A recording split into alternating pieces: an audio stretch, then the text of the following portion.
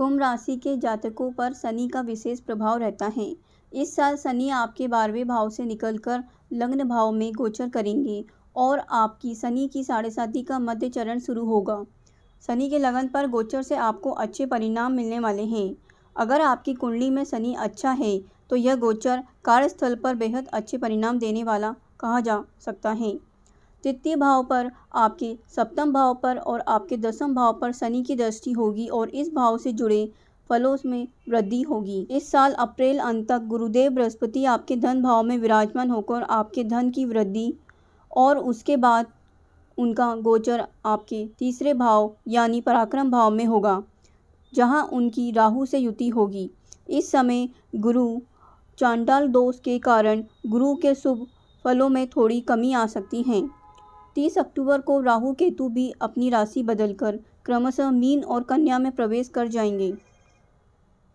अब राहु का गोचर आपके वाणी भाव में और केतु का गोचर आपके 8वें भाव में होगा। इस समय थोड़ी पारिवारिक कलह, वाणी दोष और दुर्घटना भी हो सकती हैं। बाकी ग्रहों का भी आपके जीवन पर प्रभाव होगा, जिसके विवरण नीचे प्रस्तुत हैं। जनवरी फरवरी माह की बात करते हैं। जनवरी माह में 17 जनवरी को शनि आपके लग्न में गोचर कर आपके तीसरे, 7वें और 10वें भाव पर दृष्टिपात करेंगे। तीसरा भाव में विराजमान राहु पर शनि की दृष्टि होगी। इस समय आपको अति उत्साह में कोई गलत काम नहीं करना है। आपको यात्राओं से शनिदेव लाभ देंगे। वहीं व्यापारी वर्ग के लिए भी यह संस्करण अनुकूल होगा। इस माह आपको पत्नी की सेहत का भी ध्यान रखना होगा। वहीं कार्यस्थल पर आपकी जिम्मेदारी बढ़ाई जा सकती है। वाणी भाव में गुरु के गोचर से वाणी से कार्य सिद्ध करने का समय है। 10वें भाव पर शनि गुरु का संयुक्त प्रभाव उन्नति की ओर संकेत कर रहा है। परिवार में कोई मांगलिक कार्य हो सकता है। अब बात करते हैं फरवरी माह की। फरवरी माह में शुक्र के शुभ गोचर के कारण प्रेम संबंध बेहतर होंगे और इस समय आप काफ़ी रोमांटिक महसूस करेंगे। यह समय जीवन के किसी नए प्रेमी के आगमन का भी संकेत दे रहा है। कुछ समय के लिए इस माह शनि शुक्र की युति किसी उम्र दराज महिला से सहयोग की ओर इशारा कर रही है। माह मध्य में उच्च के शुक्र का गोचर गुरु के साथ राजयोग का निर्माण कर बड़े निवेश के रास्ते खोलेगा। इस माह आपको आपके परिवार से कोई बड़ी मदद मिल सकती है। चौथा मंगल वैवाहिक जीवन में हल्का तनाव देगा, लेकिन शुक्र की कृपा से पत्नी आपसे इस माह प्रसन्न रहने वाली है। अब हम बात करते हैं मार्च और अप्रैल महीने की। मार्च माह में दशमेश मंगल का पंचम में गोचर लाभदायक सिद्ध होगा। इस समय शिक्षा ग्रहण कर रहे जातकों अध्ययन में अपना समय अच्छे से दे पाएंगे। वही शेयर बाजार में काम कर रहे जातकों को मुनाफा होगा। इस समय कारोबारी वर्ग से जुड़े लोगों को विदेश जाने का मौका मिल सकता है। इस माह आपको किसी समुद्री यात्रा पर जाने का मौका मिलेगा। तीसरे भाव में विराजमान शुक्र की राहु से युति सिनेमा और ग्लैमर से जुड़ी महिला जातकों को लाभ देगा। इस समय पुरुष जातकों को किसी महिला स्त्री की मदद से अच्छे और बड़े ऑर्डर मिल सकते हैं। वाणी भाव में सूर्य गुरु की युति राजनीति से जुड़े जातकों को अच्छी सफलता दे सकती है। यह समय शोध कार्य से जुड़े जातकों के लिए अच्छे अवसर लेकर के आने वाला है। अप्रैल के अंत में गुरु का महत्वपूर्ण गोचर जीवन में कई अहम बदलाव लेकर के आने वाला है। इस माह गुरु का गोचर धन भाव से निकलकर पराक्रम भाव में होगा। तीसरे भाव में मेष राशि में विराजमान गुरु की दृष्टि सप्तम, नवम और लाभ भाव पर होगी। इस माह आपको अपने वैवाहिक जीवन में सुख की प्राप्ति होगी। जो जातक विवाह की प्रतीक्षा कर रहे हैं उन्हें इस माह खुशखबरी मिल सकती है। केंद्र में शुक्र के गोचर के कारण आप इस माह पारिवारिक सुख सुविधा पर धन खर्च करेंगे। इस माह आपको अपनी मां की ओर से कोई नया काम शुरू करने के लिए मदद मिल सकती है। इस माह स्त्री जातकों को भाइयों का सहयोग मिलेगा, जिससे आपको मन प्रसन्न होगा। अब हम बात करते हैं मई और जून महीने की। मई माह में सूर्यदेव आपके चौथे और 10वें भाव को प्रभावित करेंगे, जिससे आपके काम की कार्यस्थल पर सराहना होगी। इस माह आप अपनी मां की सेहत को लेकर थोड़ा सा परेशान हो सकते हैं। इस माह शत्रु भाव में नीच का मंगल का गोचर गुप्त शत्रु बढ़ाने वाला होगा। इस माह किसी भी प्रकार के विवाद से दूर ही रहे तो अच्छा है। भाग्य पर गुरु मंगल राहु का संयुक्त प्रभाव पिता से मतभेद की ओर इशारा कर रहा है। हालांकि इस माह आप आध्यात्मिक यात्रा पर भी जा सकते हैं। किसी सिद्ध पुरुष से मुलाकात हो सकती है। इस माह ग्रह चाल कह रही है कि दार्शनिक व्यक्तियों की ओर आपका रुझान रहने वाला है। जून माह में आपको स्वास्थ्य को लेकर सावधान रहना होगा। इस समय मौसमी बीमारी से आपका सामना हो सकता है। जो हृदय रोगी हैं उन्हें नियमित चेकअप करवाने की सलाह दी जाती है। इस समय छठे भाव में मंगल शुक्र की युति के कारण आपको अपने कार्यस्थल पर किसी महिला सहकर्मी से प्रेम हो सकता है। पंचम में सूर्य पर केतु की दृष्टि के कारण हो सकता है कि आपको उस महिला के कारण कुछ बदनामी भी झेलनी पड़ जाए। पराक्रम भाव में राहु और गुरु का गोचर इस समय आपको यात्राओं से लाभ देगा। इस माह आपको यह सलाह दी जाती है कि आप अपनी वाणी से किसी का कोई नुकसान नहीं करें। अब हम बात करते हैं जुलाई और अगस्त महीने की।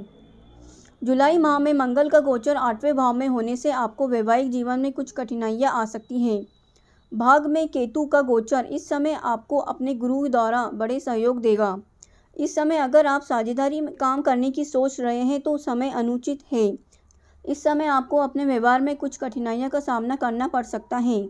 स्त्री जातकों को इस माह धन के मामले में सावधान रहना होगा। आप अपने श्रृंगार और साज सज्जा पर अधिक धन खर्च कर सकती हैं। इस माह आप अगर अपनी किसी पुरानी संपत्ति को बेचना चाह रहे हैं तो उचित समय है। अगस्त माह में राहु सूर्य के द्वारा ग्रहण योग का निर्माण होगा, जिसके कारण आप अपने पिता की सेहत को लेकर परेशान रह सकते हैं।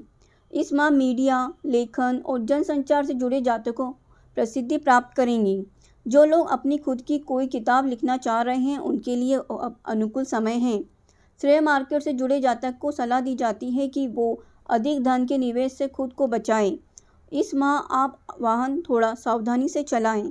शुक्र का कर्क में गोचर आपके लिए मानसिक चिंता का कारण बन सकता है। सितंबर अक्टूबर की बात करते हैं।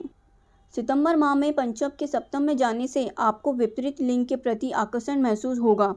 इस समय हो सकता है कि आप अपने किसी मित्र के प्रति प्रेम महसूस करें और प्रपोज कर दें। इस माह मध्य में अष्टम में सूर्य मंगल की युति थोड़ी कष्टकारक हो सकती है। आपको ये सलाह दी जाती है कि इस माह किसी भी प्रकार का आर्थिक लेन देन न करें। आप अगर विवाहित हैं तो ससुराल पक्ष से तनाव संभव है। गुरु बुध का पंचम नवम योग शिक्षक वर्ग के लिए बेहद अच्छा रहने वाला है। इस माह कर्मकांड और वेद पाठ से जुड़े जातकों को सम्मान प्राप्त होगा।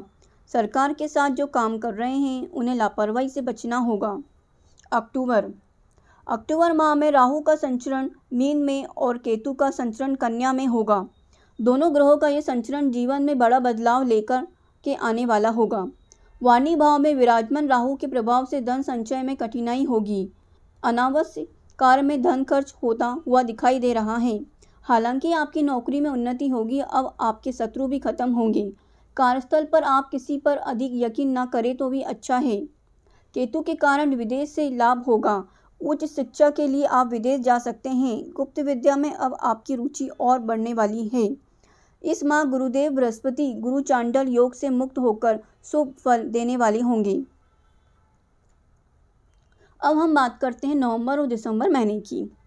नवंबर माह में कुंभ राशि के जातक यात्राओं से लाभ अर्जित करने वाले होंगे। दसम भाव में मंगल के राजयोग से आपको कोई बड़ा प्रोजेक्ट लीड करने के लिए कहा जा सकता है, जिससे आप पूरी तरह सफल होंगे।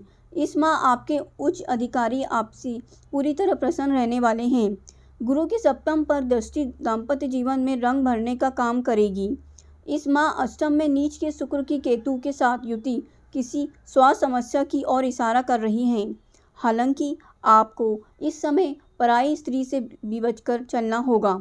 किसी दूसरी स्त्री के कारण पारिवारिक जीवन में कलह होने से बचना होगा।